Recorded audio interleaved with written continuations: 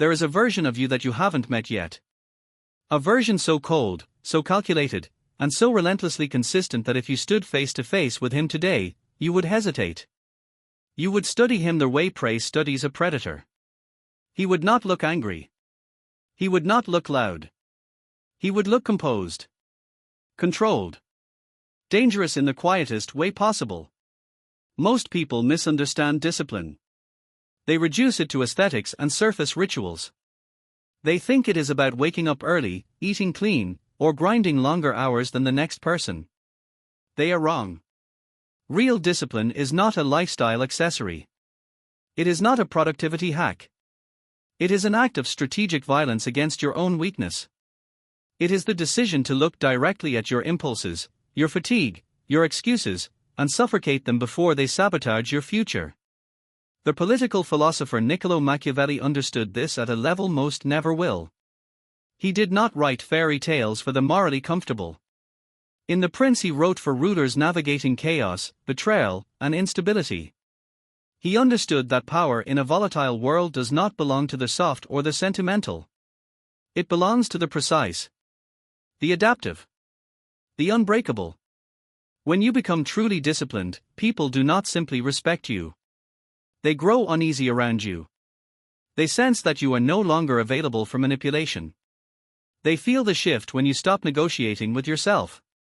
And that shift threatens them. Because a person who cannot be conquered by his own mind cannot be conquered by circumstance.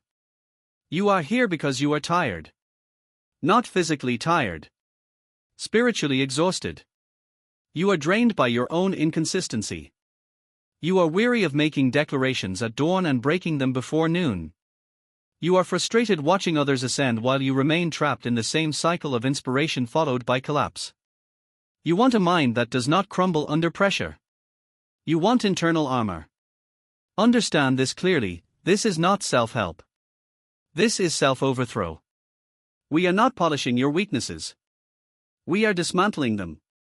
We are removing the dependent, approval-seeking version of you so that the sovereign version can emerge. And sovereignty always demands sacrifice. The secret is not in what you add to your life. It is in what you are willing to eliminate. Most people are not oppressed by external forces. They are enslaved by their impulses. Enslaved by their devices.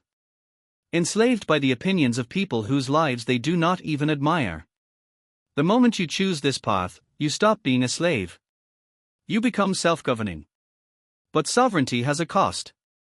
It requires discomfort. It requires isolation. It requires that you endure misunderstanding without flinching. Phase 1 is the discipline of silence. Most people broadcast their ambitions before they have earned a single result. They announce their transformations before the transformation begins. They leak their intentions to harvest premature validation. This is why they fail. They vent the pressure before the engine has built momentum.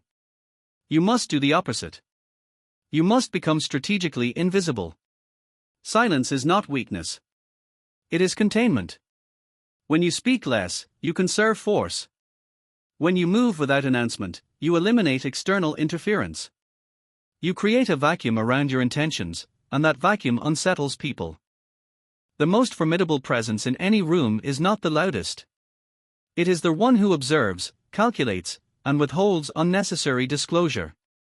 When you stop explaining yourself, people lose their leverage over you. When you no longer seek permission to evolve, you remove the audience from your becoming. Work in the dark. Fail in private. Correct in silence.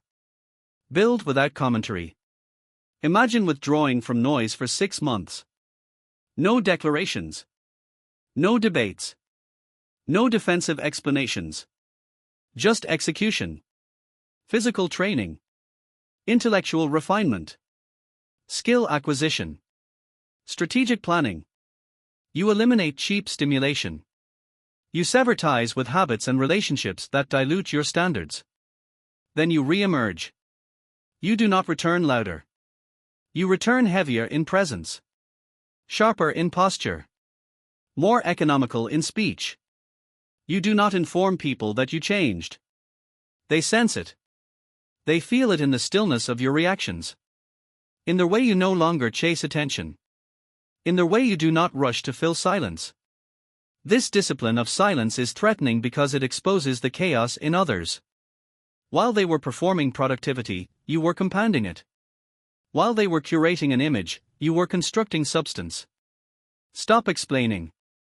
Explanation is often the reflex of insecurity. Execution is the language of authority. If you are tired, work anyway. If you are injured, recover deliberately and return stronger. If you are winning, maintain your edge without theatrics. Results speak with a tone that no declaration can replicate. Silence is not emptiness. It is stored power. Phase 2 is emotional alchemy. There is a persistent myth that disciplined individuals are emotionless. That they do not feel boredom, grief, rejection, or doubt. This is false. The disciplined individual feels everything. He feels the temptation to stay comfortable. He feels the sting of humiliation. He feels the drag of exhaustion. The difference is not absence of emotion. It is refusal to be governed by it. In The Prince, Niccolò Machiavelli wrote that people are driven by love or fear. Applied internally, this insight is transformative. If you rely on loving the process, you will fail when affection fades. Passion is volatile. It ignites quickly and extinguishes just as fast. Duty is colder. And colder tools cut cleaner. Discipline is the art of acting in direct opposition to your immediate emotional state when that state undermines your long-term objective. It is psychological transmutation. You convert the lead weight of "I don't feel like it" into the gold of "I executed anyway." When your behavior becomes independent of your mood, you become strategically unpredictable. And unpredictability is power. If you only act when inspired, then fatigue defeats you. If you only move when confident, then rejection paralyzes you. But if you intensify your focus when disappointed, if you train harder when frustrated, if you build deeper when isolated, you become immune to circumstance. Treat emotions like weather. Acknowledge the storm without canceling the mission. Rain does not stop the march. It changes the equipment. You are the ruler of your internal kingdom. Your impulses are citizens. You may hear them. You do not let them govern. Develop the 3-second principle. When resistance appears, do not debate it. Count. Move. Execute before their mind constructs an escape route. Your brain evolved for survival, not excellence. It prefers energy conservation. Greatness requires energy investment. Therefore, you must override instinct. With repetition, neural pathways adapt. The identity shifts. You stop being someone who tries to be disciplined. You become someone who defaults to disciplined action. Your internal climate loses its veto power over your external output. That is freedom. Not freedom from difficulty. Freedom from self-sabotage. Phase 3 is the weaponization of isolation. Niccolò Machiavelli warned that a wise leader relies primarily on what he controls. Most people cannot tolerate solitude. They anesthetize silence with constant stimulation. They fear being alone with their thoughts because those thoughts reveal neglected potential. To become formidable, you must confront that silence directly. Isolation is not abandonment. It is refinement. It is the laboratory where identity is engineered without external distortion. Evaluate your environment. Do the individuals around you elevate your standards or normalize your complacency? Growth is uncomfortable to observers. When you rise, you inadvertently expose stagnation. People may interpret your discipline as judgment. They may accuse you of obsession.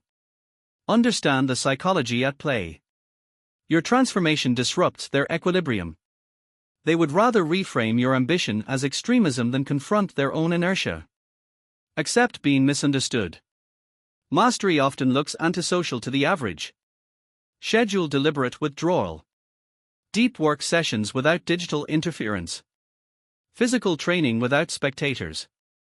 Strategic planning without consultation. In that solitude you will encounter boredom, doubt, anxiety. Good. Those are the gatekeepers. When you conquer them privately, You walk publicly with an unshakable gravity. People are drawn to those who do not need them. The paradox is powerful. The one who is comfortable alone becomes the one others trust most, because he does not engage from desperation. He engages from fullness. Phase 4 is the fear of unpredictability. In political theory, consistency of purpose combined with variability of tactic creates dominance.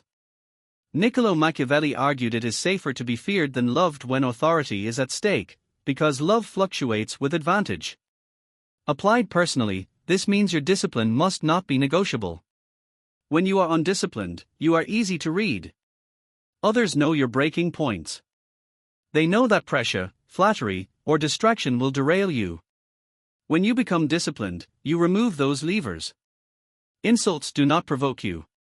Crisis does not destabilize you. Loss does not define you. You respond with analysis instead of emotion. That steadiness unsettles those who rely on volatility to control outcomes. Imagine a person who executes daily without spectacle. Year after year. No dramatic declarations. No emotional collapses. Just relentless, measured advancement. That individual becomes inevitable. Inevitability is intimidating because it cannot be reasoned with. It cannot be bribed with comfort. It cannot be delayed by gossip. Consistency compounds into authority. Phase 5 is the standard of the absolute. Civilizations such as Roman Empire and Sparta did not decay primarily from external assault. They eroded internally when discipline dissolved and luxury diluted resilience. You exist in an era engineered for comfort. Convenience is instantaneous. Entertainment is infinite. Temptation is algorithmically optimized. To pursue discipline in such an environment is rebellion. You must raise your minimum standard. Not your peak performance, your floor. Excellence must become baseline, not exception. Guard your time with ferocity. Time is the only non-renewable asset you possess. Every moment surrendered to trivial conflict, compulsive scrolling, or performative outrage is a withdrawal from your future capacity. Become concise. Become selective. When access to you is limited, your value increases. Scarcity creates respect. Discipline generates scarcity because you are no longer available for mediocrity. Phase 6 is the death of the former self. Transformation is not cosmetic. It is terminal for the outdated identity. The version of you that required approval must expire. The version that apologized for ambition must be buried. Niccolò Machiavelli wrote that war cannot be avoided, only postponed. You are at war with your prior patterns. If you spare them, they will resurface under stress. They will whisper rationalizations when resistance intensifies. You must be decisive. Shedding identity is painful. It may cost relationships. It may provoke criticism. That is the tax of elevation. On the other side of that internal funeral is rebirth. A leaner psychology. A sharper intellect. A perspective that treats life as strategy rather than spectacle. This is not tyranny over others. It is sovereignty over self. When you enter a space with total self-command, your presence shifts dynamics without force. People respond to composure. They yield to certainty. They sense when someone has confronted his own chaos and imposed order upon it. When you commit fully, anxiety diminishes. Anxiety thrives on unpreparedness and self-deception. Discipline eliminates both. You stop fearing the future because you are constructing it daily. You stop fearing competition because you trust your work ethic. You stop fearing failure because you interpret it as information. The freedom you earn is austere. It is not the comfort of the herd. It is the autonomy of the hunter. Safety offers warmth. Autonomy offers power. You must choose. In exile and adversity, Niccolò Machiavelli produced ideas that reshaped political thought for centuries. His circumstances were stripped. His discipline was not. That is the lesson. External assets can be confiscated. Internal command cannot. Your discipline is your fortress.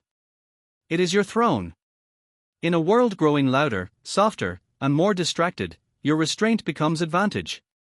While others fragment their attention, you concentrate yours. While others chase comfort, you chase edge. You will unsettle people. Not because you seek intimidation, but because you embody what they avoid. Let them question. Let them speculate. Your task is execution. The path is demanding. It is solitary at times. But it forges an identity that does not fracture under pressure. The former version of you is concluded. What remains is construction. Build deliberately. Build relentlessly. Build without apology.